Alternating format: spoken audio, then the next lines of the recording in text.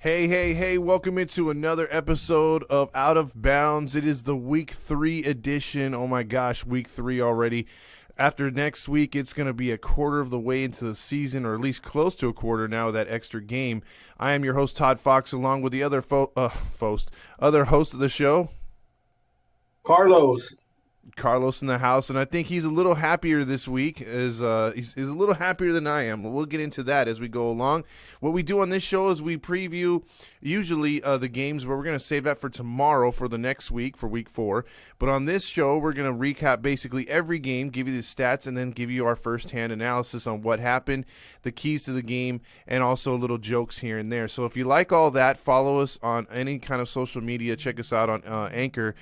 Just look up Out of Bounds, and you could find us right then and there. Any openings thoughts, Carlos, before we get started?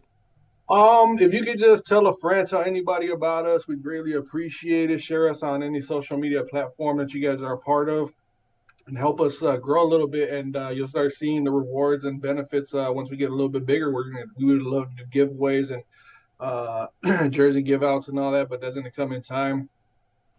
Yeah, and if anything, if too would be great is if you guys could give us a shout out on whatever social media you can. We'll give you a shout out here on the page as well, or at least, or we even have you on, because we can have you on here live with us too if you can help us out. So that's one of the perks to helping us out here over on Out of Bounds. We're trying to get going here with this show. So with that being said, we're going to dive into all these football games. Carlos is going to give you his analysis, and then I'll follow him up. But I'm going to read through the stats. The first game was this Thursday night's game that just passed. It was the Cleveland Browns hosting the Pittsburgh Steelers, which is also the favorite quarterback of Carlos, Mitch Trubisky, or Turd Biscuit. Biscuit. There you go. I always screw that one up. Turd Biscuit. He went 20 of 32 again, captain check down, 207 yards. Pittsburgh was in this game for most of the game. He spread the ball around pretty good in the first half. He was elusive, but he did nothing in the second half. Najee Harris led the Steelers with 56 yards on 15 carries. Dante Johnson had 8 catches for 84 yards. The rookie kind of balled out a little bit. Pickens only had 3 for 39. For the Cleveland, Jacoby Brissett played a really good game, inspired. Cleveland easily could be 3-0. So let that sink in. And that's without their big booty hole tickler quarterback, Watson. Jacoby Brissett went 21 of 31, 220 yards, 2 touchdowns, no picks. Nick Chubb continues to be chubbing all the Cleveland Brown fans. 23 carries for 113 yards and a touchdown. Hunt helped him out with complimentary 47 yards. Amari Cooper, again, resurgence there in Cleveland, 7 catches for 101 yards. And David Njoku, a guy who has frustrated fantasy stat guys for a long time. He, there's no reason why he shouldn't be getting the ball more. He finally got it 9 times for 89 yards and a touchdown. Cleveland wins and holds on with a garbage touchdown, 29-17. Thoughts on this one, Carlos? Yeah, the Pittsburgh Steelers need to bench the turd. They need to get away from Mitch Trubisky. Like, dude, I'm not sitting here to preaching. I think I'm preaching to the choir. Trubisky, he's just like, dude, he's just not good. He's just not good. And if you look at the roster that the Steelers have, if they have any other quarterback, they can win almost every game they're in. They're in just about every single game that they're in. It's not like they're really getting blown out. In any game, they're in every game, and with a better quarterback, I feel like they could be 3-0 as well. The Browns, they could have beaten the Browns, but like you said, the Browns could easily be 3-0 as well. If it wasn't for that loss, they would have taken care of that lead. But that's story for another day. But the Steelers, I think they need to put the rookie in. I don't care about the whole entire narrative of we're protecting the rookie because he's not ready to play football. Bullcrap, dude. He got drafted in the NFL. He loves football as much as anybody else. That straps their cleats on, that puts their cleats on and all that. Put the kid in to play, dude. You're going to probably see better results. You're probably going to see the same results that Trubisky's putting up. If anything, that's a promising stat line that you're going to get out of him. You're going to see that the guy's got room to grow. And what if he turns out to be like Justin Herbert, like he just blows everybody away and turns the season around? This whole entire thing about taking it easy with the rookie, let the kid loose, man. Let the kids, like, I hate when coaches do that with rookies. Unless they're like injured or whatever and they're nursing an injury, dude, do yourself a favor and put the rookie in. I'm speaking for all football fans. Dude, nobody cares about, like, when you see the Pittsburgh Steelers versus, I don't know, let's just say some random team, whoever it is, you don't really care because you're just going to automatically pick against the Steelers because of the quarterback situation. But the Steelers have a defense, they've got offense, they just don't have a quarterback. They've got everything but a quarterback right now, and I don't. Dude, you're gonna at worst, you'll have the same results that Trubisky's giving you in year like what 8, 9, but you're gonna get it out of a rookie. So I say play the rookie, man. Trubisky's not gonna do nothing but frustrate everybody, including the fans. Well, I think what you're going to get too is you're going to get a stubborn coach like Tomlinson who wants to just play it out and see what happens. Try to go with a veteran as long as he can, and then go to the rookie. These coaches have they have big egos. They don't want to go to the rookie real fast. So I think Tomlinson's going to play this out as long as he can. So if you see the Steelers going 1-4, best believe in week 6 or whatever, they're going to start the kid. Watch. But why wait so damn long? Like why wait? The writing is on the wall. That dude Trubisky is garbage, bro. Like I hate to say it because he's a much better athlete than I'll ever be in my life. But the dude just does not get it in the NFL. He's suitable to be a backup. I'd love to have him as a backup like Buffalo did. So Chicago's they know all about Mitch Trubisky. Buffalo, they got lucky that they didn't have to see him as a starter.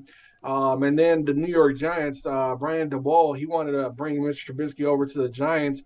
Right now, there'd be chatter about Trubisky taking over for Daniel Jones if he went over to the Giants. Thankfully for all Giant fans, that didn't happen because he's probably just as bad as Daniel Jones. And now Pittsburgh Steelers fans, I can guarantee nobody in Pittsburgh land and Steeler Nation wants that dude Trubisky as a quarterback. Dude, put the rookie in.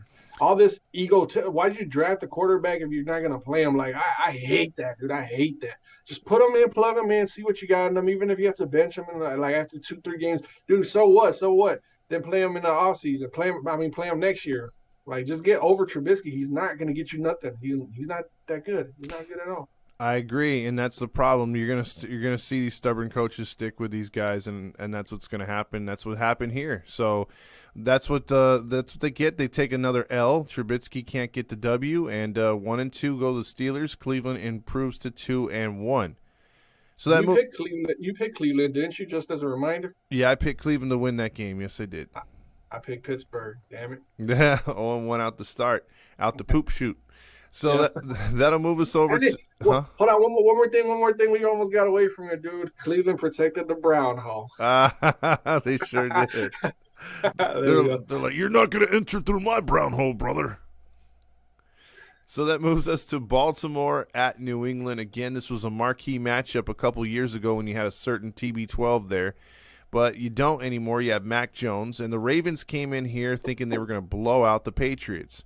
The final score was 37-26, but it was a lot closer than that.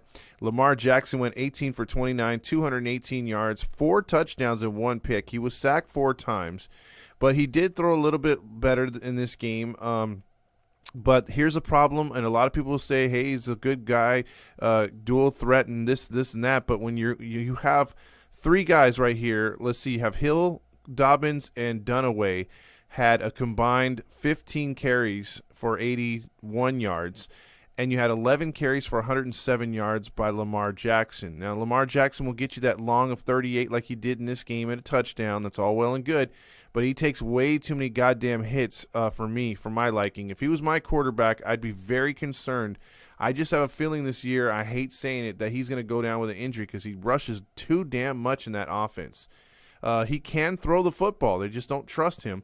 Mark Andrews, 8 for 89 through the air. Rashad Bateman, 2 for 59. Over to the Patriots side, Mac Jones, 22 of 32, 321 yards. By far his best game. The only problem is he threw 3 interceptions. Those 3 interceptions were huge, including he was sacked 3 times. He got a high ankle sprain, which could, what they're saying, he could miss a couple games, at least 2 games. Let's see. Stevenson had 12 carries for 73 yards, and Devontae Parker had 5 for 156. So if you had him, you got some nice points on fantasy. But the Ravens got a garbage time touchdown to put the game away. Patriots stormed all the way back in the second and third quarters, but fall 37-26. Thoughts on this game? Me and you kind of called it last week. I don't know. I remember in specific saying that Lamar Jackson is Bill Belichick's kryptonite. I don't remember the last time the Patriots were able to defend or have a win against a mobile quarterback. I honestly don't remember that. It's just like I said, Bill Belichick's kryptonite, and that's what happens when you have a bunch of old school linebackers playing your defense. Not nobody flashy or anything like that. You need some dogs out there that are going to be chasing after Lamar Jackson and all that.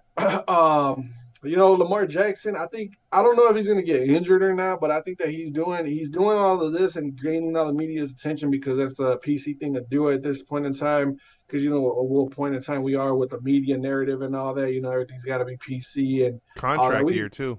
Yep, that's exactly what I was about to get into. That's the one thing that all contract players in any sport do. When it's contract year, and like Kirk Cousins puts up a whole bunch of stats. Dude, Kirk Cousins puts up big time stats too. He's not a mobile quarterback, but he puts big time stats up. But does he deserve the money that he's been given? I don't know. That's just a debate for another day. Lamar Jackson, I don't know. I don't know. But if the Ravens don't pay him, in what direction do they go? Do they go after a rookie quarterback? But they're gonna have it looks like they're gonna make the playoffs, so they're gonna have to do some trades to get a rookie quarterback in next year's draft. I also wanted to put a highlight on Rashad Bateman, the Minnesota Gopher. He's slowly becoming the go-to guy over there in Baltimore. Last week, he had like I want to say about 100 yards, close to 100 yards, but in this game right here, he had 2 catches for 59 yards. He obviously didn't get that many targets. He had an average of 29 and a half yards per catch. So you got to keep giving Rashad Bateman. You got to keep getting him involved, and that could be slowly turned into your number one right there. And then you got Mark Andrews and J.K. Dobbins coming back. But New England, I don't know. I don't know how are they gonna fare without Mac Jones. I know that they got Green Bay coming up, and Green Bay just went into Tampa Bay and beat Tampa. But let's just see how New England, because New England's always been interesting. They've always been next man up. And if you remember when Tom Brady went down, they were like, "Who's going to replace Tom Brady?" and all this and that. At first, it was Jimmy Garoppolo, or was it Jacoby Brissett? And they both played really good underneath Bill Belichick's system. Even the coaches, all these coaches get jobs off of like Josh McDaniels and Romeo Crennel and all these other guys, like underneath Bill Belichick, it just seems to always work out. So don't be surprised if the next man up for New England actually steps up and looks pretty impressive. Because look what happened with Jimmy Garoppolo and Jacoby Brissett. Yeah, unfortunately though, a lot of the coaches like Matt Patricia, a lot of them really don't take that New England success other places. They get fired. McDaniels has been on his third job already.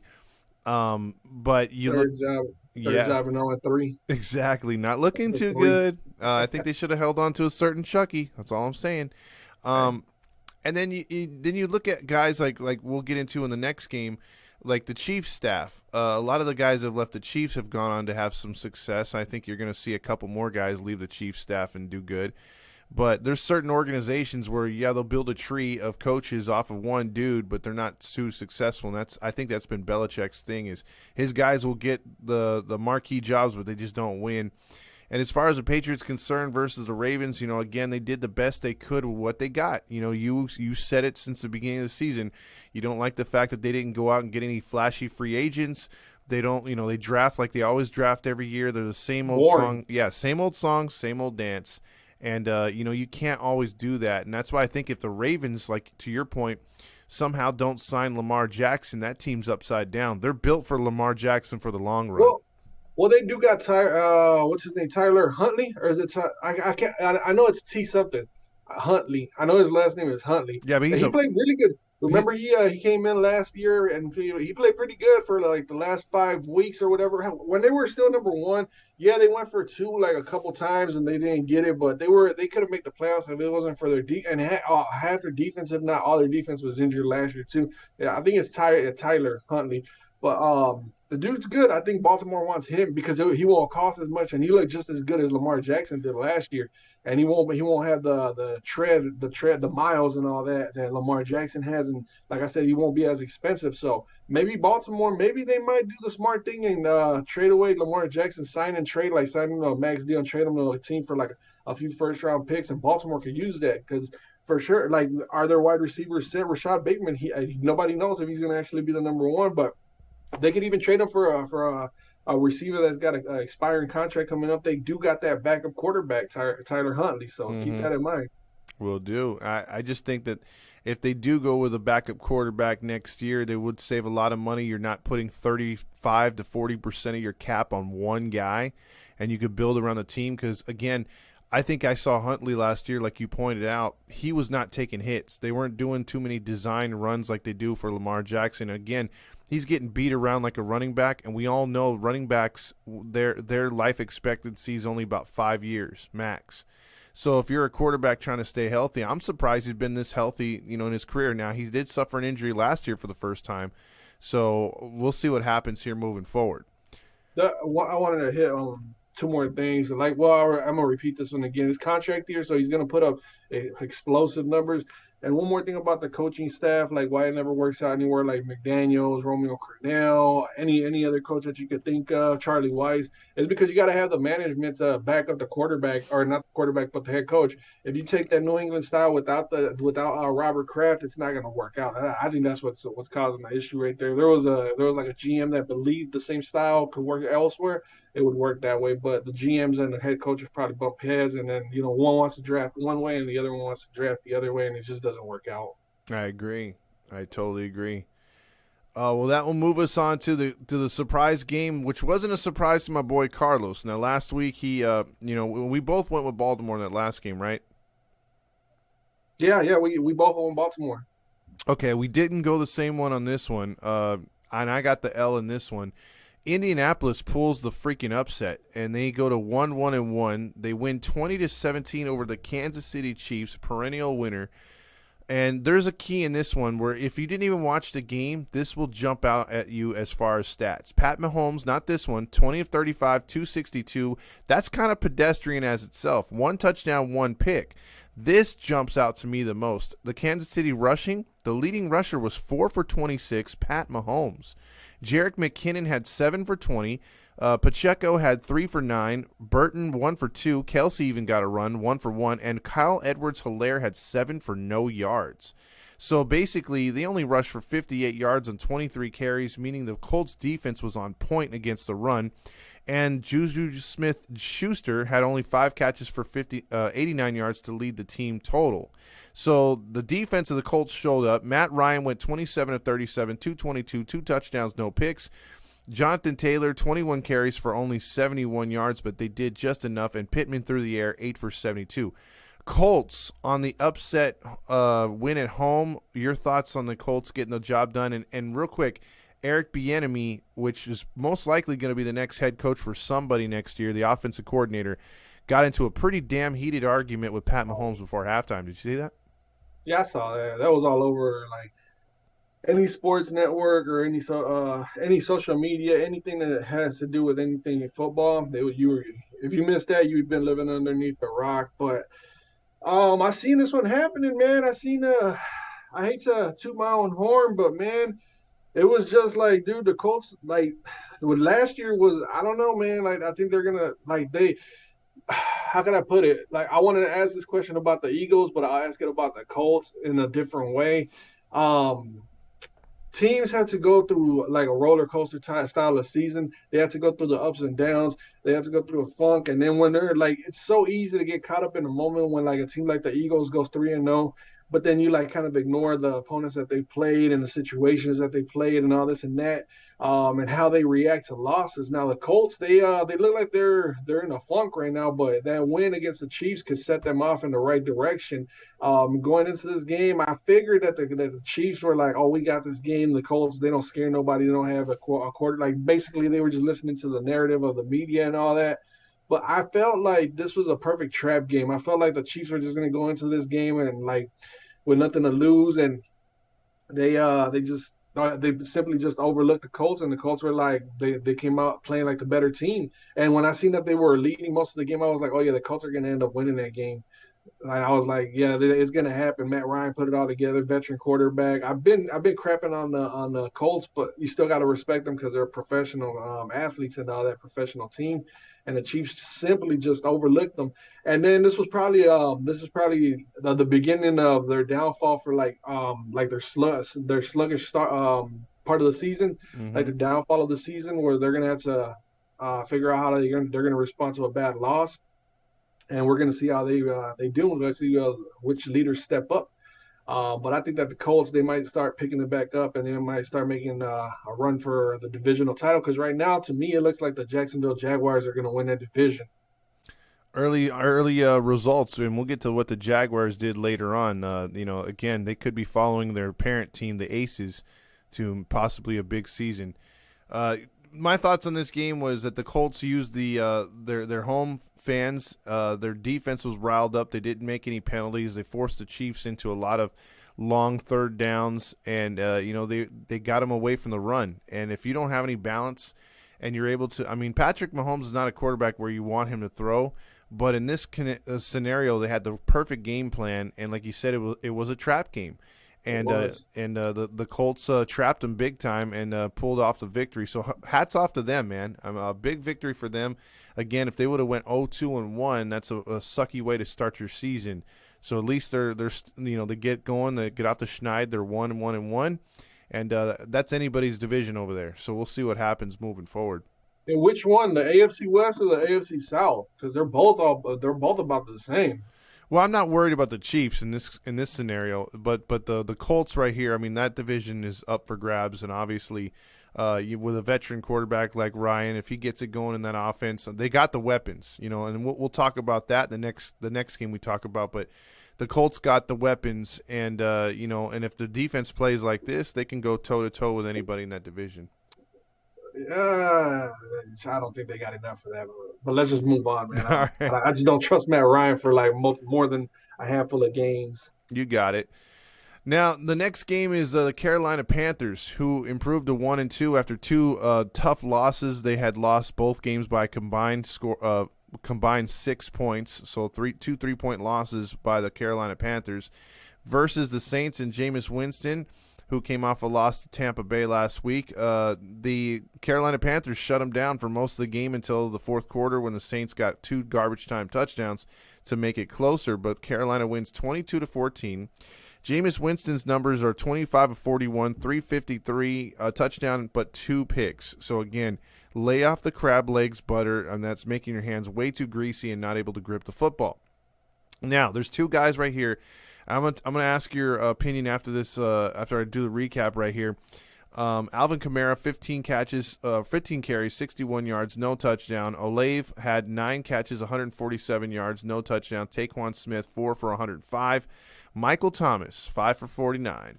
Then you look over at Carolina. Baker Mayfield, worst game as a Panther, 12 of 25, only 170 yards, but had a touchdown. It was a Christian McCaffrey show, 25 carries, 108 yards, but no touchdowns on the ground. Shenault had 90 yards, 2 catches, and a big touchdown. Again, I want to ask your opinion. If the Saints tank it and don't make the postseason this year, do you think they cut ties with Kamara, Ingram, and Thomas, big money guys? I don't think they do that because it's hard to find a running back as good as Alvin Kamara. The only reason that Kamara hasn't looked as down, he still put up pretty good numbers, 15 for 61, and then he's got to split the rock. But is he long? Is he a every down back? That's a good question, honestly. Now, if you think about it more and more, his numbers look pretty good, but do you trust him, his body style, to be a long-term every down back? I don't know. I think what made him so good with Mark Ingram back in the day was because he was so young. He was like a rookie, or in the second year, Mark Ingram was still somewhat in his prime, so they were able to double team. And they had Drew Brees. But Jameis Winston, from what I hear, is that he's dealing with injuries throughout his back and all that, and that's why he hasn't been playing as good as he was last year. Could that be an excuse or not? Because if you step on the field, you're healthy enough to play, right? Exactly. Don't sit here and after the game goes off, start saying that you're back and you got a lot of injuries and all that. That's your own fault. You're putting the team in jeopardy. Tell the coach you're not healthy enough to play. Same thing goes for the Chargers. Chargers are dealing with that with Justin Herbert. I know we're going to get into that a little bit, but if you're put on the field and you step on the field and you know you're injured, then that excuse doesn't really mean anything. So, I mean, Jameis Winston, it looks like he's reverting back to his Tampa Bay ways without Sean Payton calling the plays over there. And then Michael Thomas, dude, what has happened to Michael Thomas since he got that contract, dude? Since Michael Thomas got that contract, he's just been injured. I think he missed one full season and then a half of the other season, or he might have missed 2 straight seasons. And this year he just does not look the same at all. Was he just a product of the system with Drew Brees and Sean Payton, or what? Because he just looks like like somebody that just a roster spot now. He's a non-factor. Yeah, Jarvis Landry put up some mediocre numbers like that. I don't know, man. The Saints, they need to pick it up. And if I don't know who the backup is for Jameis Winston, I know they drafted Ian Buck a few years ago, but I think he's with a different team now. I think he might be in Cleveland or something like that. I don't know where Ian Buck is at, but I don't know who the backup quarterback is for the Saints. But he might be they might have to lay Jameis Winston out for a few weeks to see how he's feeling in like 2-3 weeks. I agree. My question though should have been: do you think the Saints blow it up because they're sticking with Sean Payton's philosophy, and this coach is coming in there just trying to copy and paste? It seems like, and he doesn't have like guys like you said, Drew Brees. He doesn't have that playbook. The defense isn't as strong in years past. I mean, is this? I don't think you can just play off of what the coach set up. I think they should have had a plan B. Because they don't look hot at all, man. I mean, they're lucky to have one win to start out the season.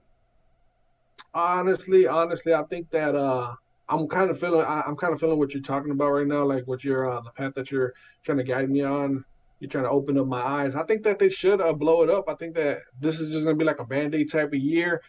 Maybe even next year, but they definitely need to figure out the quarterback situation out, and they need to see if this is the right coach. Because I think that they just kept that coach just because he was a part of Sean Payton's system, and he was around Sean Payton like for who knows how many years. I want to say the guy's name is Dennis Allen. I want to say the coach. But I don't think he's going to be there too much longer, man. It's just not the same old Saints, man. By this time, any other year with Sean Payton and any quarterback, even with Teddy Bridgewater, they were looking like they were going to be the #1 seed in that division. But it just doesn't look like things are working out with that coach. I don't know how long they got him under contract for, but I'm with you. I think that they're going to have to blow it up. I think that you're leaning that way, aren't you? That you think that the Saints should blow it up? I think so. You got to cut bait with Thomas. You got to cut bait with Kamara, whether you cut him or you say, hey, you know what, we're going to try to get at least a 3rd or 4th round pick for him, something. Yeah, to get that money off, because Michael Thomas and Kamara, man, combined, I don't know how much they're making, but that's going to kill off money for the free agency. They need to go youth movement and possibly keep Winston one more year and draft a quarterback behind him, you know, and see what they can do. Because, again, with a lot of quarterbacks coming out in next year's draft, they'd be stupid to sit on it and not to get a quarterback for because we all know Taysom Hill, you know, he would have been the starting quarterback if he was a quarterback, but he's just like a flex dude, so he's not the answer. You know Taysom Hill, the category that Taysom Hill falls under. He falls under the category of like guys like Deebo Samuel and Cordero Patterson and Percy Harvin. Those type of guys that they don't have a true natural position where you can just put them plug and play in any position, wide receiver, tight end, running back, fullback, quarterback. You're going to Wildcat. They'd be perfect for like the Wildcat. They should set something up where Taysom Hill is Wildcat. But yeah, I 100% with you on everything you said. Well, this moves us on to the next game, which even though the game was close and even though it had drama, it still is and was the who gives a fuck game of the week. And that was the Houston Texans 0-2 and 1. They go into Chicago to play the Bears. And a quarterback who I thought, you know, again, we'll get to my quarterback who I thought was the worst starting quarterback in the league. But Davis Mills says, hold my beer.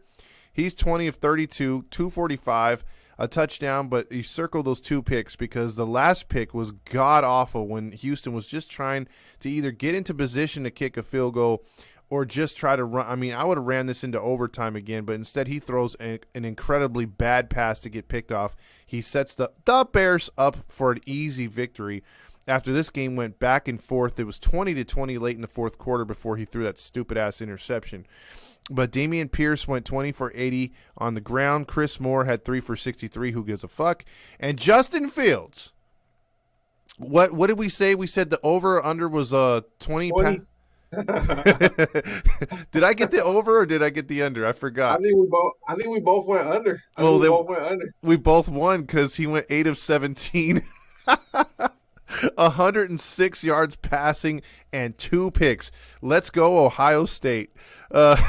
Khalil Herbert, though, did all the damage. 20 carries for 157 yards. He gets the who? award of the week. He had 2 touchdowns though, but he looked like a decent running back in this game. And Cole Met, or however you say his name, had 2 for 40. He was a leading receiver. So real quick, thoughts on Justin Fields again, and what about them Texans? Like, I want to be positive about these two teams, man, because I know there's some diehard fans out there, but man, it's kind of hard being positive. You just got to call it for what it is, man. Like, Justin Fields, like, what's the deal? Is that the coaching staff holding them back? And if it is, why hasn't Justin Fields stepped up? Like, I'm just doing what the coaches are asking me to do. It looks like they've got the running game. It looks like they got Herbert. They always have a good running back. Like, man, dude, I think you're right about the NFC North. Man, you're so on point with it.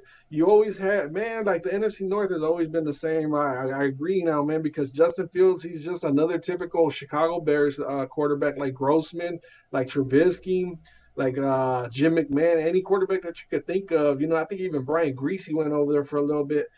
Then they always have a running game, and then they always have these mediocre wide receivers that make plays here and there, and they always have a defense that keeps them in games, which is what happened right here. And so far this season, it's been like a sluggish game, dude. It's been, and then they always lose to Green Bay. It's just the same old Bears. As far as the Texans, dude, I think that the Texans, they got maybe like a few years before they can actually. I wouldn't cut ties with Lovie Smith, because Lovie Smith, when he actually has a firm grip on the roster and the team itself, look what he did with Chicago. He had them in the playoffs just about every year.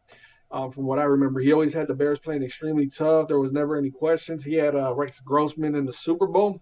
Mm-hmm.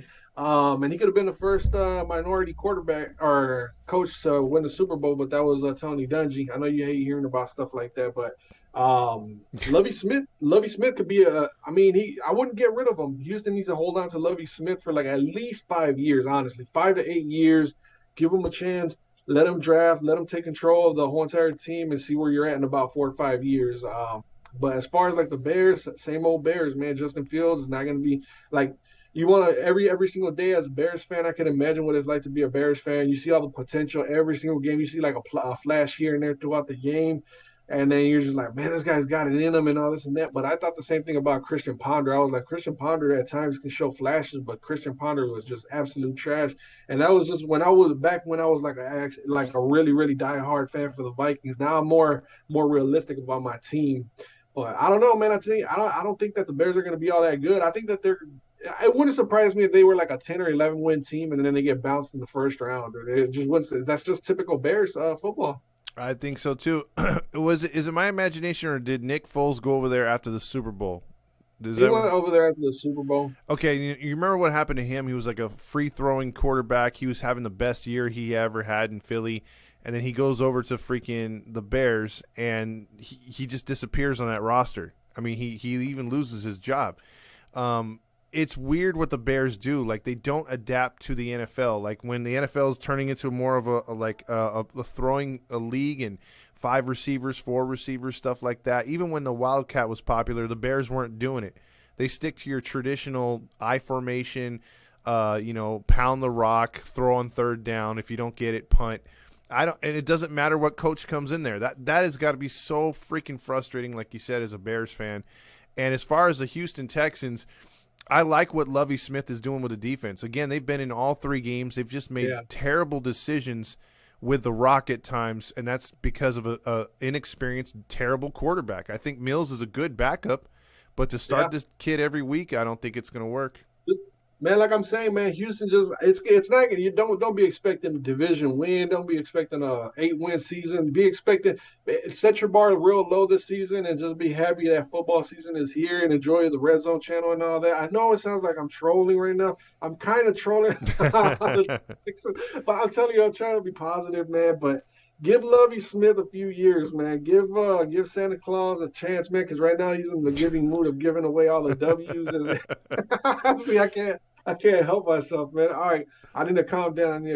But the draft is coming up, so I mean, it's a good time to kind of like bomb the season, because you got all these quarterbacks that are supposedly going to be like franchise quarterbacks. We'll see how that plays out within the next like 4 or 5 years. So hang tight, Houston. You guys just got rid of Deshaun Watson. You guys got rid of DeAndre Hopkins not too long ago, and you guys have shown in like since the existence of your franchise that you guys can get it right with wide receivers like Andre Johnson, DeAndre Hopkins, and then you guys even got Deshaun Watson. Like you guys got it. Arian Foster's another name right there. You guys in your history, you guys just haven't had it like all put together at one time. Give Lovie Smith 4 to 5 years, and I promise he'll turn that franchise around. There you go. Good take.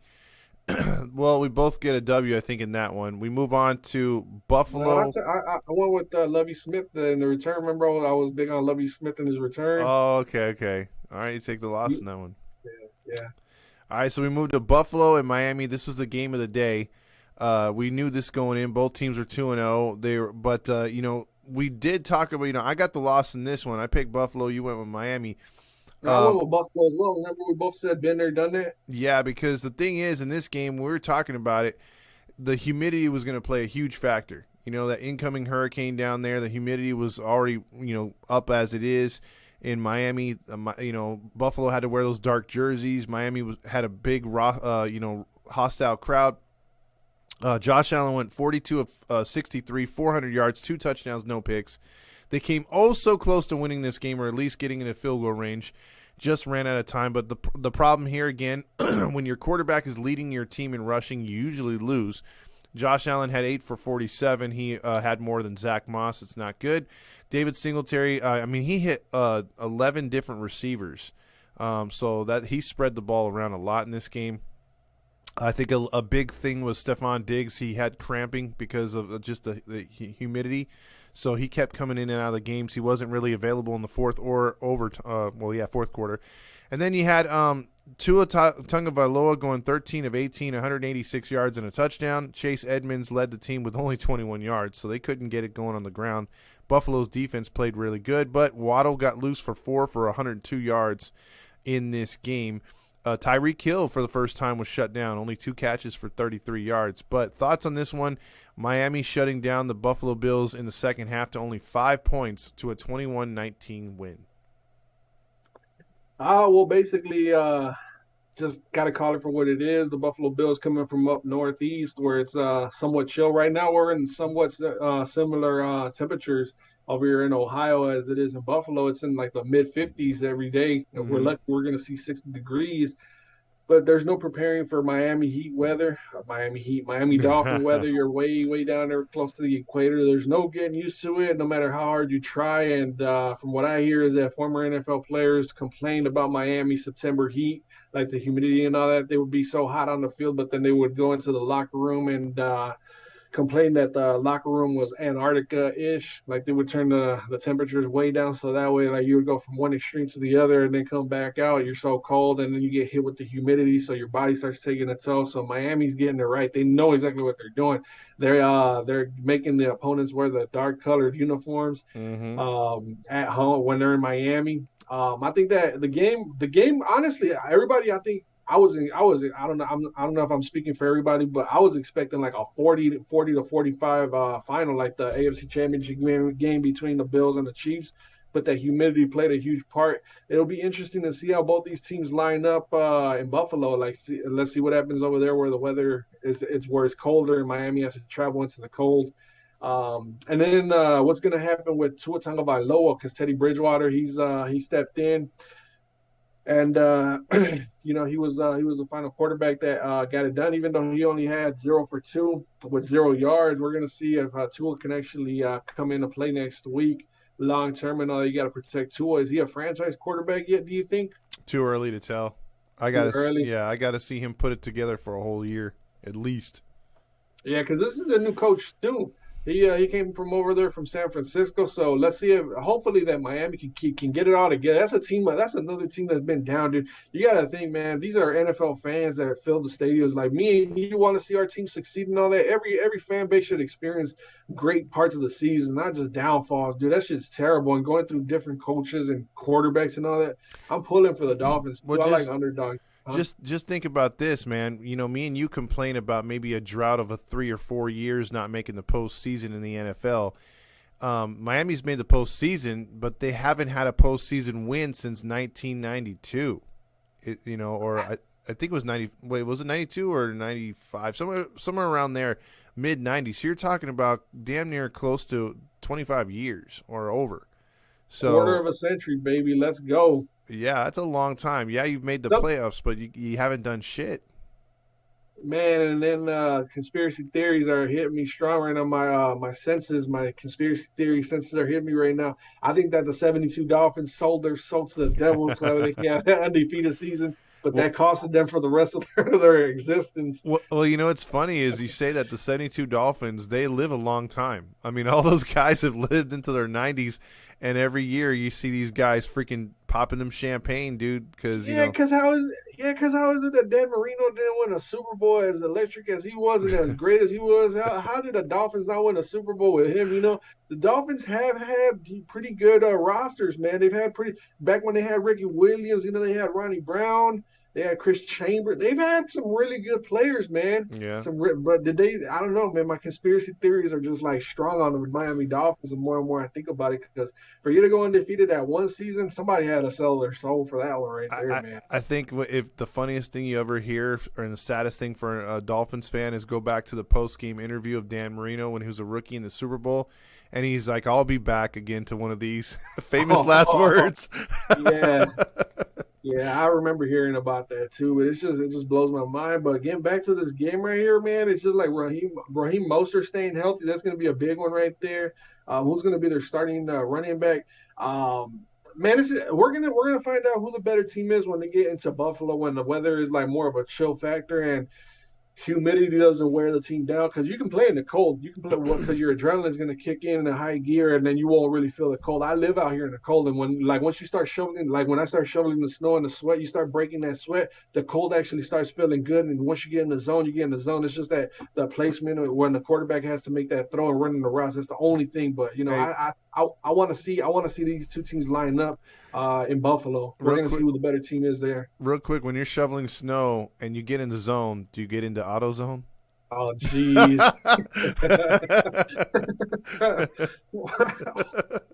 That's the Home Depot. I know, I know. Just throwing those two together. Yeah, my two old jobs right there, AutoZone and Home Depot. We got stories on those. All Yeah, right, we do. let's move on to the next game. It's the Detroit Lions, 1-2, because of we'll talk about what happened there against your Minnesota Vikings, 2-0 at home. They are now 2-1 overall. Jack Off came in this game 277 on 25 of 41, a touchdown and a pick. He looked really good in the first half. I ain't gonna lie. And the Lions jumped out to a 14-0 lead, and I was thinking, oh shit, Carlos is probably panicking right now. Jamal Williams led the Lions with 20 carries on 87 yards. Swift went 7 for 31, so they had over 100 yards on the ground between the two backs. Josh Reynolds went 6 for 96. St. Brown went 6 for 73. Good possession receiver right there. But Kirk Cousins came out of nowhere in the second half, 24 of 41, 260, 2 touchdowns, no picks. Dalvin Cook, 17 carries, 96 yards. Good game for him. Alexander Mattson, your man crush, went 7 for 28 and a touchdown. KJ Osborne, big catch for the touchdown at the end, 5 for 73. Adam Thielen had a very inspired 6 for 61. And your boy Justin Jefferson was held in check in this one, 3 for 14. So good game plan by Detroit. But in the end, blown coverage helps the Vikings come back 28-24. Spin this one how it went, man. Man, it was frustrating. Okay. I'm gonna be honest with you.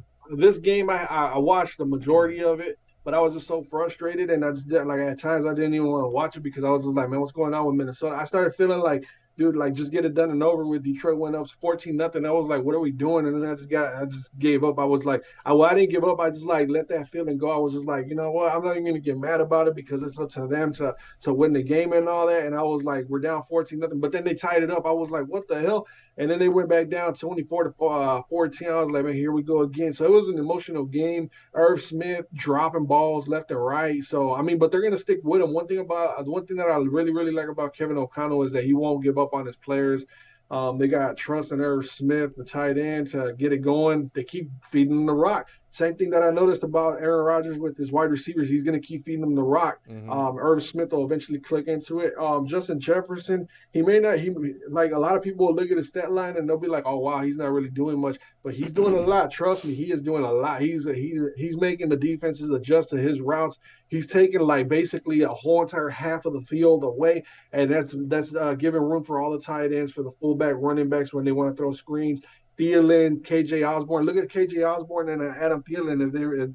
And this is just them kind of like getting the wheels going on, like the ball rolling and all that with the new coaching staff and all that. I noticed that this team still has like they still haven't figured out the plays and all that. So it's kind of like a slow learning process. But for them being 2-1, it surprised me because I instantly when they went down 14-0, I was like, we're about to be 1-2. We're about to be 1-2. I was expecting them to lose. I was like, they're gonna lose this one. We needed that humbling experience, but in the process, we were getting humbled because it was at home.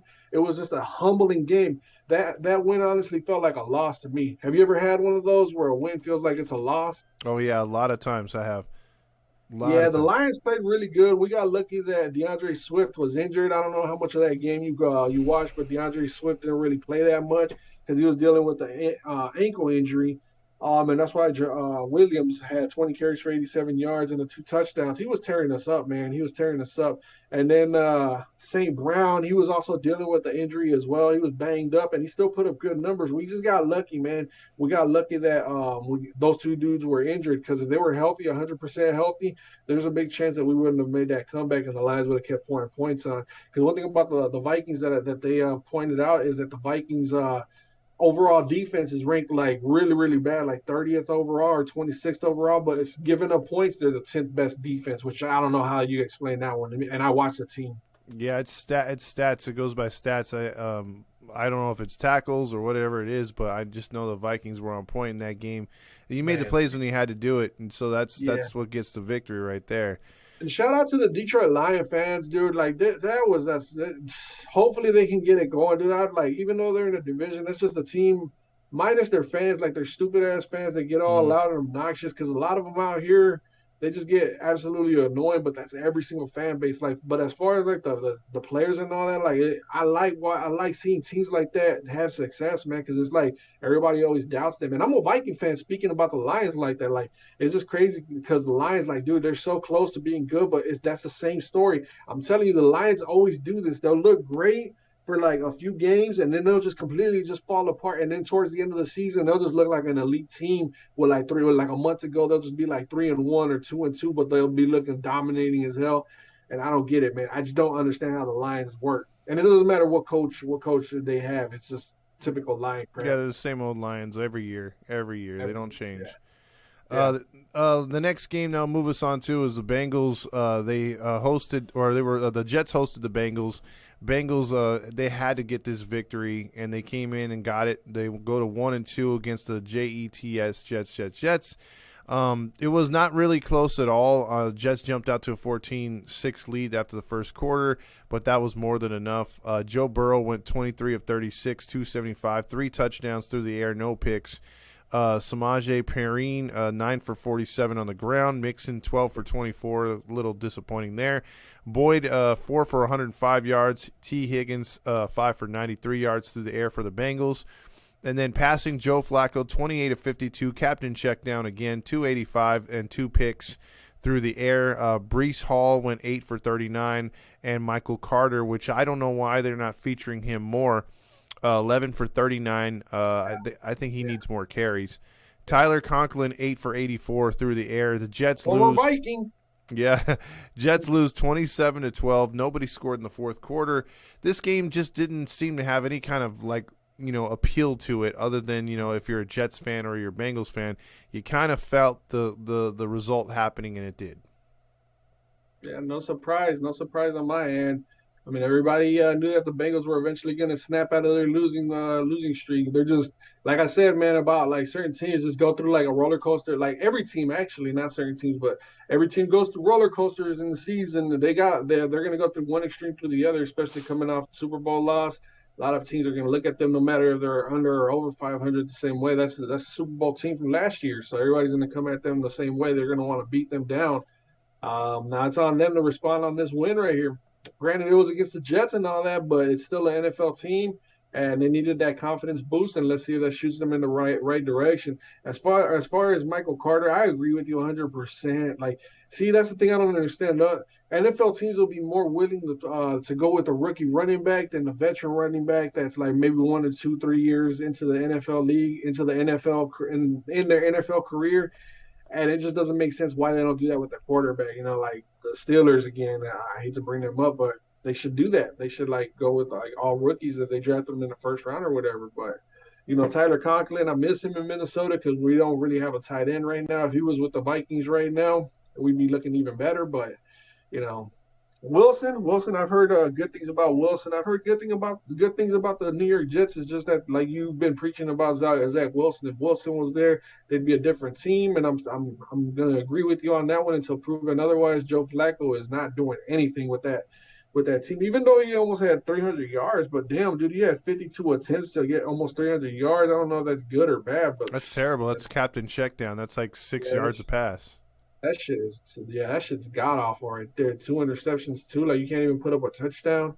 Yeah, I mean when you're turning the ball over, and if you're a captain check down, you gotta get it into the end zone or not throw any picks, and he couldn't do either. So they take the loss, and that'll move us on to the Raiders taking on Tennessee.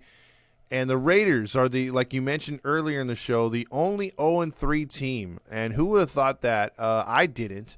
But I did pick Tennessee in this one to get the victory. And you know what? I will say very unimpressive victory for Tennessee. Although they held on, they didn't do anything in the second half. Captain Eyeliner, Derek Carr, was emo as emo could be. 26 of 44, 300 yards passing, 2 touchdowns. But again, a big interception which killed the Raiders.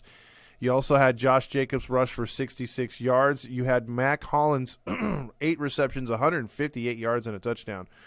He was targeted 10 times in this game. Ryan Tannehill, another Tannehill performance. Nothing that inspires you or tells you, hey, this is a franchise quarterback, even though Tennessee is stuck with him for the last 4 years or so. 19 of 27, 264, a touchdown and a pick. Derrick Henry, another not-so-Derrick Henry game. 20 carries, 85 yards. Robert Woods led the Titans with 4 catches for 85 yards. Again, the Titans jumped out to a 24-10 halftime lead to only do nothing in the second half. The Raiders missed on a 2-point conversion to tie. 24-22. What thoughts on the Titans? Are they good? And thoughts on the Raiders? Are they this bad? I'm gonna go with the Titans first. Thoughts on the Titans? I just think that even if they had AJ Brown, would they be any different right now? I don't know. I think their window is probably done for, dude. I think that the Titans, like Mike Vrabel, I think he's done as much as he possibly could. You stick with Ryan Tannehill, and this is what you're gonna get. Tannehill was a failure in Miami. I think Tannehill, he got that contract because Derrick Henry's success, and they put everything on Derrick Henry's back. And Ryan Tannehill, he's just never been an impressive guy. Especially when the games are on the line, even when they're home field advantage, number 1 seed and all that. Like he's just not that guy. Maybe they'll strike magic with the guy Malik Willis. That's we'll see how that turns out. But Derrick Henry, man, I don't know, man. Like I think that he's still that running back. He's still the same guy. He's still the same guy. It's just that Ryan Tannehill, I don't know what's going on over there. They don't have AJ Brown, maybe, but Robert Woods has been good everywhere that he's gone. You know, you got all these other playmakers everywhere else. It's just Ryan Tannehill, man. As far as like the Raiders, dude, I thought that they were gonna lose that game from from beginning to end. Once I started feeling the vibe of the game, but when they cut it down to 2 and they went for 2 and then they didn't get it, I was like, damn, that's got to be a heartbreaking loss. And then I realized that they were 0-3, and I was like, dude, that's gotta suck for all Raider fans. I think they went 0. I think they went 3-0 in the preseason. And if you were a part of any football groups, Raider fans were raving. They were like, this is our year and all this and that. We're 3-0 in the preseason. They were probably trolling, but dude, it just goes to show you when you start bragging about preseason success, you come out and you look like shit in the regular season. So they're 0-3. They were overhyped. They look good last year. They look better without Devontae Adams. Now there's too much pressure. I think teams are looking at them like, oh yeah, you guys think you're big and bad. I want you to show us.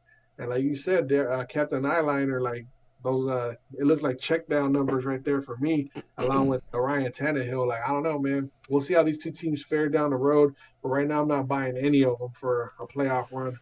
It's mind-boggling too. I think after this year, if you're going to keep all those stars on offense, like Jacobs, if you keep him, if you go another running back, you got a good offensive line. You just don't. You have the receivers, you have the tight end.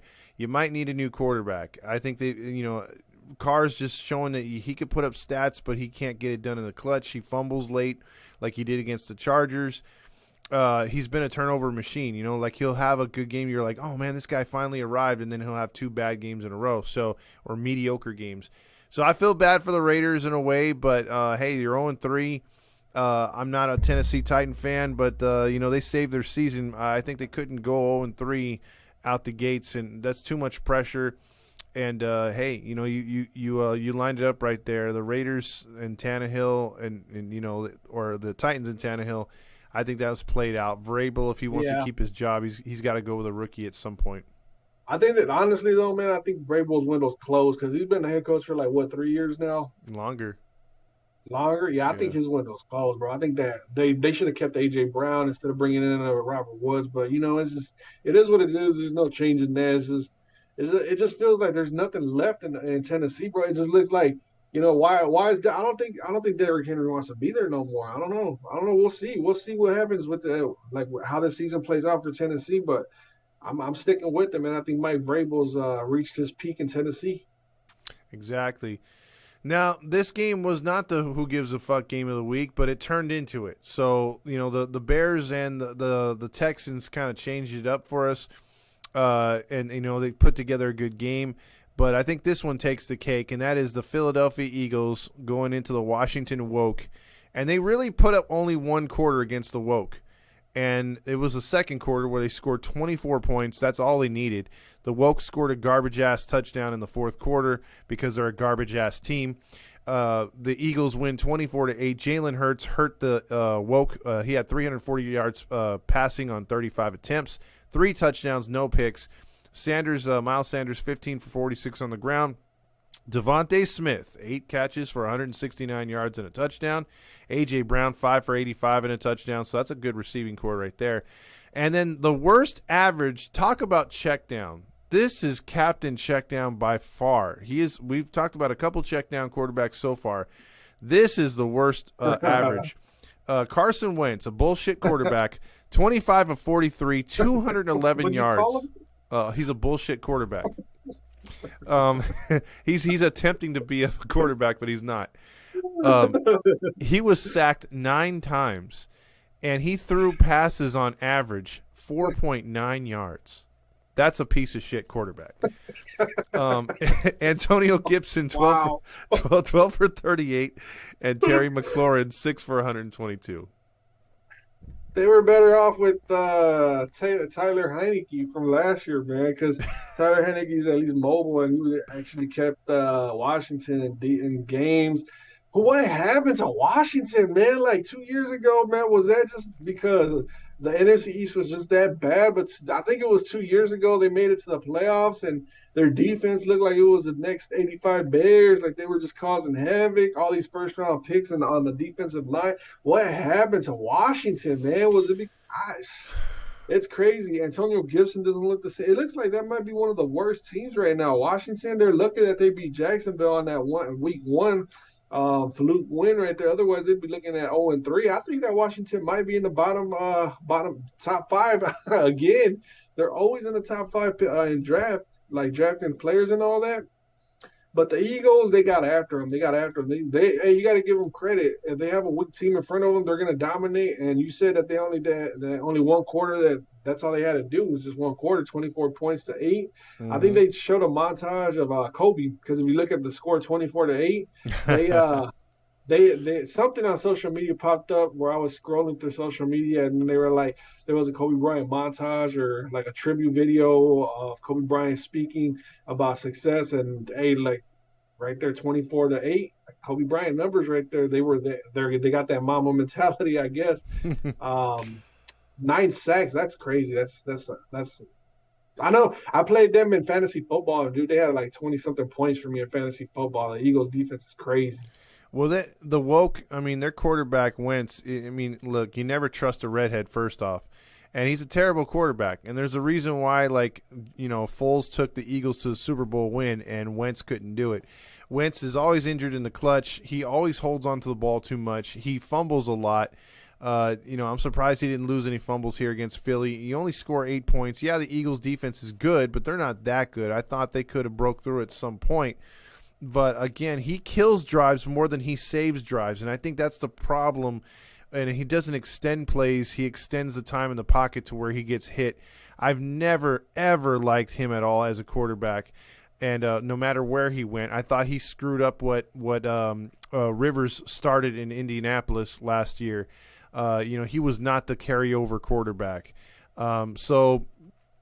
With this loss, it doesn't surprise me at all. I think they're going to continue to suck and suck hard going further in the season in a division where you can put up, you have an opportunity to win and get back to the postseason with all the injuries, and they're just not going to do it, dude. The more and more I think about it, you know who Carson Wentz is slowly reminding me of? Well, who's that? Sam Bradford. There you go. He just keeps going from team to team for first-round picks. He keeps getting paid, and nobody can figure out why. The only difference between him and Bradford is he's seeing more playing time than Bradford. Bradford would just be like, I got paid 3 games, ACL. Yeah, I remember Bradford. He was our quarterback, too. He looked good for that 1 week in 2017 against the Saints, and then he was injured for the rest of the season. Keenum took over. Even when he was healthy, they held him on the bench. He's like, hey man, my check just got cashed. I'm feeling hurt. I'm out. Yeah, the money weighs too much. Exactly. Now to the surprise game of the week. I didn't see this one coming. Now you could say, hey, you could see a Jacksonville upset. Mm-hmm. I get that. I didn't expect a 28-point beatdown, but again, it's not like you're going into a stadium where you have the majority of fans on your side, and it's not a hostile environment, so that may have played a factor, but boy, oh boy, I mean, the Las Vegas Aces have really inspired Trevor Lawrence and the Jacksonville Jaguars as they come in from the WNBA and they get their second victory to be in first place. So they figure if the Aces can do it, why not the women of the NFL and Trevor Lawrence with that long Goldilocks hair, that big-ass nose, and the female sports bra. They went into Los Angeles, and he threw 28 for 39, 262, 3 touchdowns, no picks. This is coming off another good performance from the week 2. Your boy James Robinson, that you've been banging this drum all season so far. 17 carries, 100 yards, and a touchdown. Zay Jones 10 for 85 through the air. Justin Herbert in the broken rib cartilage, 25 of 45, 297, a touchdown and a pick. He was scared to throw. The Chargers never got any rhythm going in this game. They couldn't run the ball. Sony Michel 5 for 22 was your leader, and Joshua Palmer 6 for 99 yards. He was your leading receiver. Chargers go down 38-10. Dude, let me ask you a question. Are the Chargers cursed? Yes. How is it that they get all these talented players on offense and defense? Like you could go from top to bottom, but there's always an injury that happens to like the key players. Those key players like Darwin. Now we got Justin Herbert. Then Drew Brees when he was a Charger as well. Like the Chargers, there's just something going on with the Chargers history, man. I think that might be a cursed team because when it's their time to shine and it looks like they're going to be the leader of the pack, they just have injuries, dude. Like Bosa, another injury-prone guy, along with his brother Nick Bosa. Like, dude, like what's going on over there in LA with the Chargers? Like, well, you even have to go back to San Diego when they had Tomlinson. He was like your touchdown record holder. You had Rivers with those awesome seasons for them.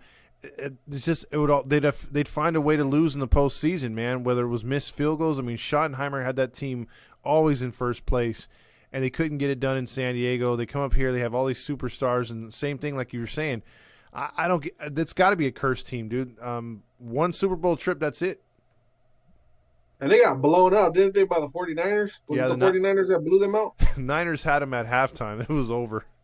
Yeah, that's a cursed team. I would say I wholeheartedly believe that they're a cursed team. Now, on the other hand, with the Jacksonville Jaguars, dude, I love seeing the Jacksonville Jaguars have the success that they're having, dude.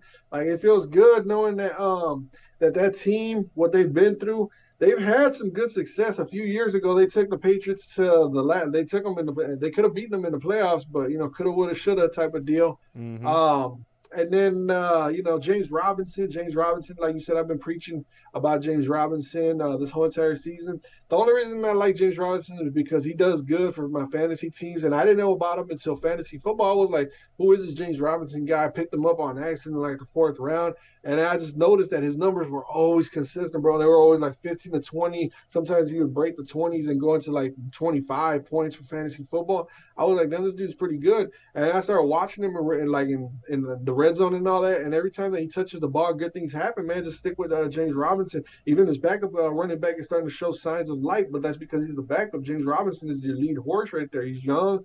He may not be the fastest running back, but that dude he's a monster. He's like modern day Maurice Jones-Drew. I know I'm probably getting carried away with it, but I'm trying to give Jacksonville Jaguar fans something to root for.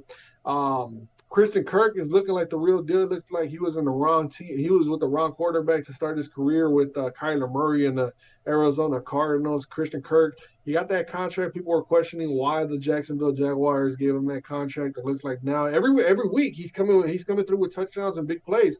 Christian Kirk looks like he's going to be the number one over there in Jacksonville, and they paid him for what they saw, what nobody else saw. So, kudos to the Jaguars. Doug Peterson, I wouldn't be surprised if this is the Jaguars or this year's Cincinnati Bengals where they make noise. I don't know if they'll make it to the Super Bowl, but I'm thinking they're going to win the AFC South. They could very much do so. It's going to depend on that defense, but if Trevor Lawrence is playing air-free like he wasn't last year, if he's playing air-free, throwing the football around and getting these kind of numbers, this is 2 nice weeks in a row for him. And if they continue to do this, they could be very dangerous in the AFC. They could surprise a lot of teams moving forward. So we'll have to. Right now, who do you think the best team in the AFC South is right Jaguars. now? Judging on 3 weeks, Jaguars are yeah. Duval County. Yep, you have to. You have to go with the Jags on that one. It makes me feel so good, bro. Like if the Vikings weren't in the NFL, like right now, if I was to become a new NFL fan. I know it sounds like I'm bandwagoning and all that because they're having a little bit of success, but it's just because of their history, bro. They're similar to like the Vikings, where they'll have like 2 to 3 good years and then they'll just fall off for like 5 years and then they'll come out of nowhere. And like it's just like there's resemblance of the Vikings in Jacksonville. So for my pick in the AFC, I know it might not happen. It probably won't, but I'd love to see the Jacksonville Jaguars represent the AFC in the Super Bowl. But like I said, I don't think it's going to happen. That's a hot take if it were to happen. Now, I could see if we got to see a good season or 2 out of Lawrence before we start anointing this team really good. But I think he's got the tools. He had it in college. He's just got to put it together, and maybe he does it because Doug Peterson is a former quarterback, so maybe he's working with him. This was titled the next game, the game of the week, and that was the Green Bay Packers, Tampa Bay Buccaneers in Tampa. Again, humidity played a factor in this game. Both teams were exhausted at the end. Not a pretty game, though. Not a pretty game at all. 27-35 for Aaron Rodgers as he was injecting himself with all kinds of psychedelic drugs. 2 touchdowns and a pick.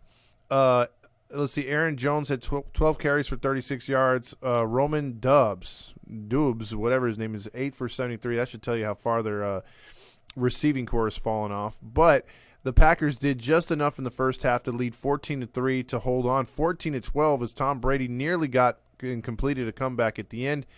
He was 31 of 42, captain check down in this game as well, 271 and a touchdown. He was sacked 3 times. He's looking older and older every game. So maybe his contract with the Devil finally ran out. Leonard Fournette, 12 for only 35, and Russell Cage led him for 12 receptions, 87 yards, an average of only 7.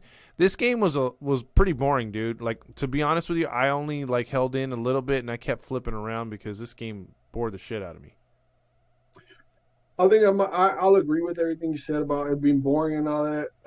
Score shows that it was a boring game. It was a defensive battle game, but dude, the Packers, I hate saying it, and I admitted it to myself while this game was going on. I was watching it, but like you, I was flipping through channels. But when I was watching it, that dude Romeo Dubs, that dude, I don't know, something about him and the way he came out to play with Randall Cobb. Like, it looks like the Packers are gonna start slowly getting it together, man. And even though Davante Adams left, dude, like, you got to think about it. The Packers always go through something like this. Like, who was it? Jordy Nelson left to the Raiders. Mm-hmm. And then Greg Jennings left to, I want to say Minnesota. And they just go through wide receivers, man. It's just like, as long as they got Rodgers and when they had Brett Favre, they're going to be just fine. Their defense is still bringing it. And I don't know, man. It's just like, dude, I thought that the Packers were going to be just an absolute dog shit team this year, but man, it just shows that they went into Tampa Bay, bro. They went into Tampa Bay and beat Tom Brady. It doesn't matter if it's regular season or postseason. And Jair Alexander wasn't even playing the whole entire game. I think he started some of the game, he played some of the game, but he didn't finish the game. He was on the sidelines, and they still came through and they won. You can make the excuse that the Buccaneers have all these injuries on the offensive line, but so do the Packers, and the Packers do. Like, you can make excuses for both teams, but the same problem haunts both teams. Wide receivers weren't there for Tampa Bay, and neither were they for Green Bay. It came down to better quarterback play, and Aaron Rodgers just simply outplayed Tom Brady when it mattered. And defenses are both the same. I mean, and they were missing Jair Alexander. You just got to tilt your head to the better team, and Green Bay was just a better team. They weren't. There was not much to I mean, look, defensively, they showed up and they held on. So that's all. It's a big feather in their cap. But, you know, nothing has impressed me from the Tampa Bay Buccaneers in the first 3 weeks as far as offensively. They don't look the same.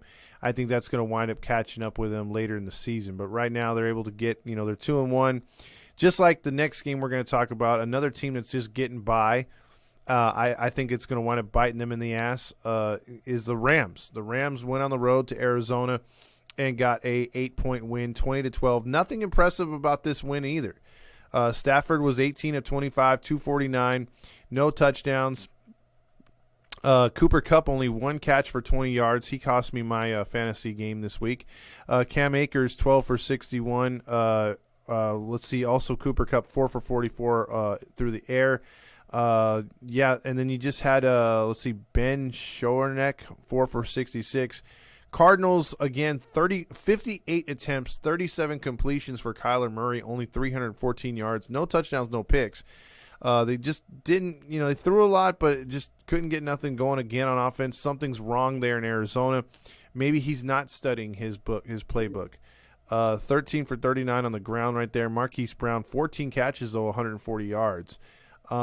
What's wrong with the Cardinals, and are you impressed at all with the genius in the Rams?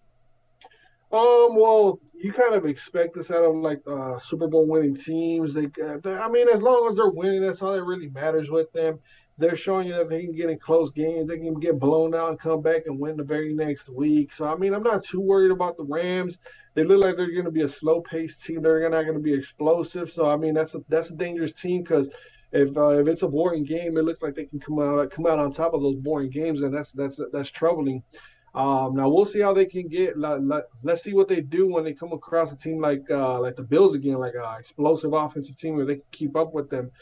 As far as like the Arizona Cardinals, man, I'm surprised. I'm blown away by Marquise Brown's numbers, 14 for 140, but he didn't have no touchdowns. Those are some first round talented wide receiver skill sets right there. They got a first round pick out. Like they gave up their first round pick, and now he's starting to put the numbers up. And you got to imagine they're missing DeAndre Hopkins. I can easily sit here and tell you what I really think about the Arizona Cardinals, but I'm trying to be positive today, and I'm just going to leave that out the door. I don't want to talk about the quarterback of the Cardinals. You know how I feel about that guy. Mm-hmm. I'm not the biggest fan of that guy. I almost call him something else, but I think the Cardinals, I see them as they had a lucky fluke year last year. I can't do it. I don't want to be negative, man. I don't want to be negative, but I got no choice, man. I think that they caught people off guard. They're not as good as they were last year. It shows what they did against the Rams. Like, this is a divisional team. They should have beaten the Rams. The Rams are in a funk right now. The Cardinals should be on the uprise. They're lucky they beat the Raiders last week. Honestly, they should be 0-3. They should be looking at 0-3, and I'm mad that they're not 0-3 because I don't know, something about the Cardinals just rubs me the wrong way when you got a losing coach like Cliff Kingsbury running the helm, and then you got a crybaby diva like Kyler Murray. Let's just move on, man. Let's just move on. Because I can sit here and spend hours upon hours just trashing on the Cardinals. Honestly, when I was like kind of rooting for the Cardinals because, you know, they've been on the downfall for so damn long. They've never had no success. I was like, dude, that team, I love seeing underdogs. You know how I feel about underdogs. But then as soon as Kyler Murray and the fucking media started changing the narrative and painting Kyler Murray to be the helpless victim, I was like, oh, yeah, it's time to start hating on these dudes. Until they get rid of Cliff Kingsbury and Kyler Murray, I'm not a fan of the Cardinals. There you go. I could listen to you talk trash about the Cardinals all the year if you had to. All because of that crybaby quarterback that they got, man. He's such a weenie, man. He's such a wiener, man. Yeah, he is. He's overrated to the extreme. I agree 100%. Now let's move on to my frustration of the week, which was the Atlanta Falcons getting their first win over my Seattle Seahawks, 27-23. This game was back and forth. The actual score at halftime was 20-17. But the key was, again, like in the first couple games, Seattle does so. They didn't do nothing against the Niners, but in the first two home games, I should say, they score in the first half and they do dog shit in the second half. And unfortunately, the defense was terrible in this game for the Seahawks. They allowed a lot of third down and longs to get completed. I mean, there was a 3rd and 22, and Mariota just lobbed it to a wide-open receiver. I'm like, what the hell is going on with this defense? They got in there, and they sacked him 3 times, but he threw 13 for 20, 229, a touchdown and a pick. Cordell Patterson just seemed to slice the defense in half. 17 carries, 141 yards, 8 yards a carry, and a touchdown. That he was the key in the second half, getting those 10 points to put the game away. Kyle Pitts was 5 for 87. He had another nice game. Every catch he made was a clutch first down. That really hurt too. The Seahawks just could not get off the field. And then you look at Geno Smith, 32 for 44, 325, 2 touchdowns and a pick, and you're thinking, okay, those are really good numbers. But he took 2 sacks in this game, and both came within the last 3 minutes of the game. You don't take sacks, especially on 3rd down and 5 when you're about on the opponent 25-yard line. You don't take a 12-yard sack. And he did that twice, and he put the team in 4th and long situations like an idiot. If you say, just real quick, I'm going to go off on this one. For the first 3 quarters, he played pretty good. But in the clutch, and we saw this last year when he went 0-3 as a starter. Or no, he went 1-3, I think.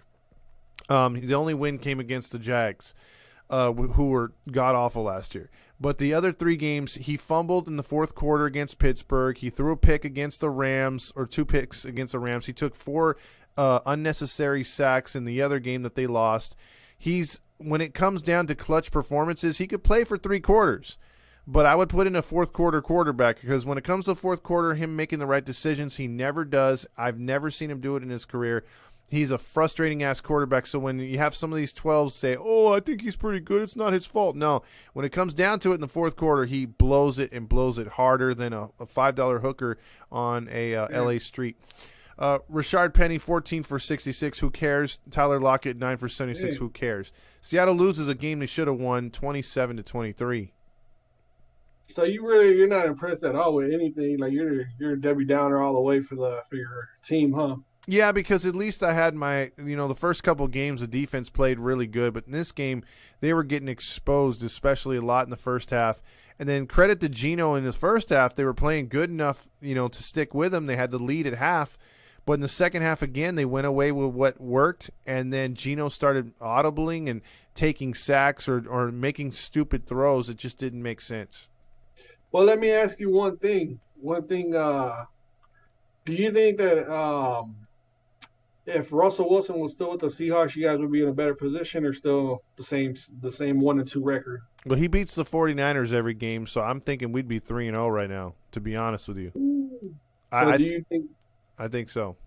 So do you think all Seahawks fans are secretly missing Russell Wilson? Oh, yeah.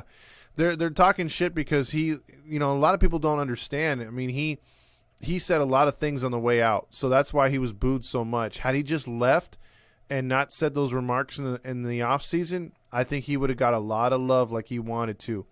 But I think whoever would have been Denver's quarterback, we would have beat them in week 1 with Russell. I think we would have beat the Niners because Geno cost us the game against the Niners and that offensive line.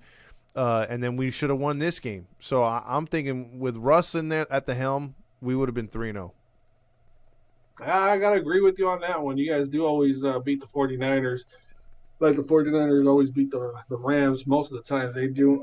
As far as the game goes, man, I was looking at the numbers because I really didn't watch much of this game. I was stuck on the red zone and watching the Buccaneers and the Packers play. But I'm surprised you guys haven't featured Noah Fant. He was a part of that trade for Russell Wilson. And Noah Fant has shown flashes. What do you think about the tight end Noah Fant? He's pretty good. He was showing signs with Drew Lock and all those other quarterbacks in Denver. See, it would be a thing, but he doesn't throw to Fant. he refuses to throw a Fant. He throws to Colby Parkinson, who had 2 for 44, and Dissly 3 for 44 and a touchdown. Dissly's already got 3 touchdowns through the air this year. So, I mean, he doesn't really throw to receivers much. He goes to tight ends that are not named Fant. Yeah, Tyler Lockett and DK Metcalf, I'm surprised they haven't come out and demanded trades. So they're team players. You got to respect those guys. You got to appreciate those guys while you have them. Oh, yeah, Lockett's going to most likely retire a Seahawk. I can see that happening. As far as, I was shocked when Seattle when they re-signed Metcalf. I thought that they were going to trade him away and, possibly pick up some more picks. But it is what it is, man. What you call it? Quick shout out to Cordero Patterson, dude. Like, I don't know if you remember, Cordero Patterson was drafted by the Vikings, and for like the absolute longest time, didn't matter what team he was on, Minnesota, Oakland, back when the Raiders played in Oakland, or when he went to New England and Chicago. In Chicago, he found out that he was actually a better running back than a wide receiver, and now in Atlanta, I don't know why Chicago got rid of him, honestly. The numbers that he's putting up right here would help out Justin Fields big time right now. Because he's good at offense, and the Bears don't like that. Important taken he from played him, defense, so he'd Wendy's be over there is right now. returning it. Oh, yeah. But I don't know. I'm happy that Cordero Patterson finally found his role in the NFL. Like, it feels good. Like, I'm just a fan of the sport, man. I love watching stories like that develop. Cordero Patterson finally 17 for 141, an average of almost 10 yards per carry, dude. Like, that's fucking phenomenal. It's crazy because when I was drafted on all my fantasy teams, Cordero Patterson was sitting there like in the 4th and 5th round. I was like, what the hell is he? I was like, draft. I was like, give me him, give me. But yeah, I like that. I like that. Marcus Mariota, not impressive at all. Kyle Pitts. I mean, what can you do when you got a rookie wide receiver? As your go-to wide receiver. They're missing, what's his name, the wide receiver. I can't think of his name. Douglas. I think it's Douglas. I could be wrong, but there's a wide receiver that got suspended for betting. Yeah. He's out for them. Well, enough about my Seahawks blowing it, but Cordell Patterson, I'll agree. He's definitely a weapon that the Bears could have had and should have had. Well, that'll move us on to the Sunday night game, which is the Colorado Rockies hosting the San Francisco Giants. It was the Denver. I think you should go with the baseball terms. All right, the Rockies look like a baseball score, a high-scoring baseball. Yeah, the Rockies hit a late 9th inning grand slam to take an 11-10 victory in a shootout, which they usually have up there in Colorado. The Giants though had 18 completions for 29 yards by Jimmy G, 211 yards, a touchdown and a pick. He had a Dan Orlovsky moment when he ran out of bounds, the back of the end zone. That was hilarious. Dude, on that one play, I know I'm cutting you off, but I didn't watch that game really at all. Like, honestly, there was like no interest for that game whatsoever. I was like, that game just spells boredom, and it was a boring ass game, man. Looking at the score and the stats, but from what like media said, like when they were talking about that safety, they said that the safety was actually a blessing because when he let go of that ball, he actually ended up throwing a pick six. Yeah, he did. So, I mean, getting that safety or throwing a pick six, I mean, what are you choosing? You're picking the safety. Absolutely, and that probably would have put the game away right there because the Niners had a chance going into the fourth quarter, like we'll talk about. Jeff Wilson, 12 carries, 75 yards. Real weird in this game. Kittle has been activated, but didn't do anything. 4 catches for 28 yards. Deebo Samuel, 5 for 73. The Niners really didn't get anything going. Denver's defense may be a little bit better than we thought, but I didn't think it was this good. Russell Wilson, 20 of 33, 184 yards. He only had 5.6 yards a pass. He was sacked 4 more times and hit 9 times. So all this talk, Mr. Asshole, Sierra's bitch, about, I'm going to go to a line that, Denver's offensive line literally said, he's not going to get hit here in Seattle. Yeah, right. He's been hit a lot in the first 3 weeks, including when we played them. We hit him a lot. Their offense was getting booed for 3 quarters before they put up. So at home. And Denver fans are really loyal too, so that should tell you something. But Melvin Gordon scored a touchdown late to put the game away. Also, the Niners had one last chance to get in field goal range, but fumbled. And this game was boring as shit. Boring. That's saying it nicely too. Oh yeah, you had unless you're a Broncos or a 49er fan, even those fans were probably sitting there ready to go to sleep because it was Sunday night, right? It was Sunday night. Over here, I think I had the game on honestly, but I really don't remember much because I think I probably fell asleep on that game. That game was god awful, bro. I was like, even if I was, I don't know, I think I was doing something else. That game was just not interesting at all. The stat of this game, if you want to look at a stat, forget the quarterbacks, forget the receivers, forget the running backs. 7 punts for the Niners, 10 for the Broncos. 17 total punts. You know what? Now that I think about it, in the offseason, Deebo Samuel, remember he had that contract dispute with the 49ers. I'm not sure if they got that fixed. I think they signed him to a long-term deal. He said that he wanted to go to a new team, or he wanted to not be utilized as a running back, and those numbers are starting to speak. The 49ers don't look like they did last year, and it doesn't help that George Kittle is always injured, but Deebo Samuel, he had what? He was turning it up. He was like Cordero Patterson, but look, he has 5 carries for 6 yards and no touchdowns. Last year in any given game, he was averaging about like 30 yards, 40 yards with like at least 1 or 2 rushing touchdowns. So I mean, there's something going on right there. Jimmy Garoppolo looking absolute terrible. I think he gets the turn of the week performance. 18 for 29, 211. Those are Christian Ponder numbers right there. 1 touchdown, 1 interception. Those are horrible numbers, man. Those are terrible numbers. Terrible indeed. I don't get it, man. I don't get it. For 211. Ugh. Yep. I think that, but you have to give it to Fields, right? Over there in Chicago. 17 attempts. I think you have to give it to him. No, the only reason I'm not, and I would love to give it to Justin Fields because he's from Ohio State and he's with the rival Chicago Bears. But Jimmy Garoppolo, for a guy that's always consistently won, and he's been to multiple Super Bowls with the Patriots and all that, for him to be around as long as he has been, and for him to try and redeem himself, this is not the way you do it. 18. I'm gonna repeat the line again. 18 for 29. Think about that. Almost 30 attempts. Let's just say 30 attempts, just for the fuck of it. 30 attempts. He only has 211 yards. And you can't even count that touchdown because he just threw an interception to counter that touchdown. So really, he didn't do nothing for the 49ers at all, and he gave you guys a safety. Well, you know what? he was again, a lot of Niner fans, it's a love-hate. They love that dude. I mean, I was in the game last week when the fans were cheering that when we were a motorized the quarterback company, got hurt. They said, "You'll never be more than that." What was his name? Trey Lance. Yeah, when Trey Lance went down, the fans were actually cheering because they knew they were getting some Jimmy G. Yeah, so but he's not showing up. He's not showing up this year so far. Exactly. And that game wasn't impressive that he came into again against Seattle. Seattle's defense played him pretty good. It was the offense that did dog shit. So all right, now that we've gone over all the AFC West teams, is the AFC West, is that an overrated division? As of right now, you'd have to say so.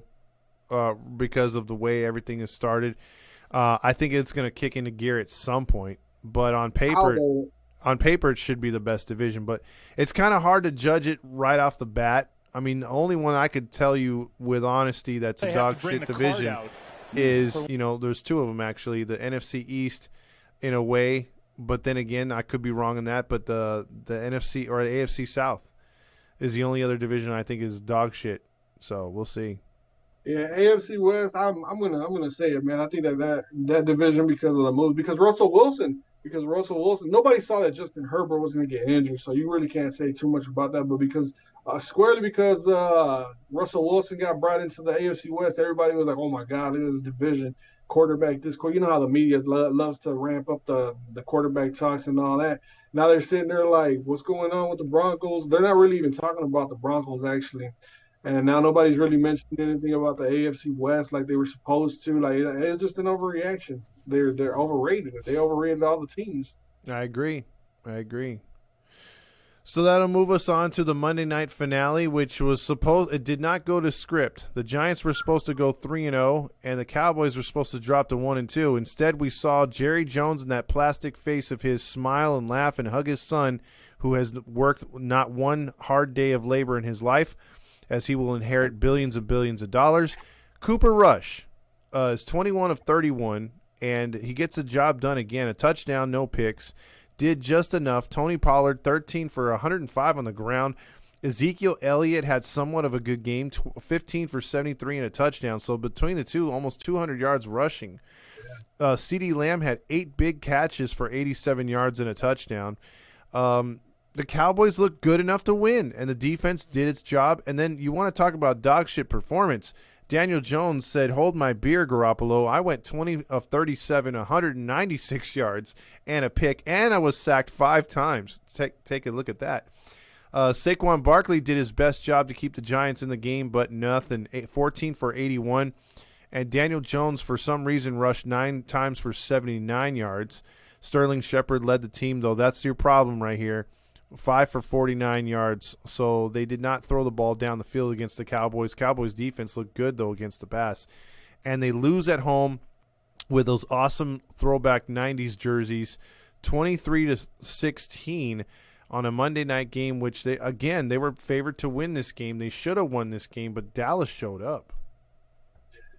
Well, yeah, they showed up, but let's just call it for what it is. The New York Giants just don't have a quarterback. I'm done with the whole entire Daniel Jones and making excuses with him as to he doesn't have a team around the bullcrap, dude. You're gonna make your teammates better. You gotta have that leadership quality in you.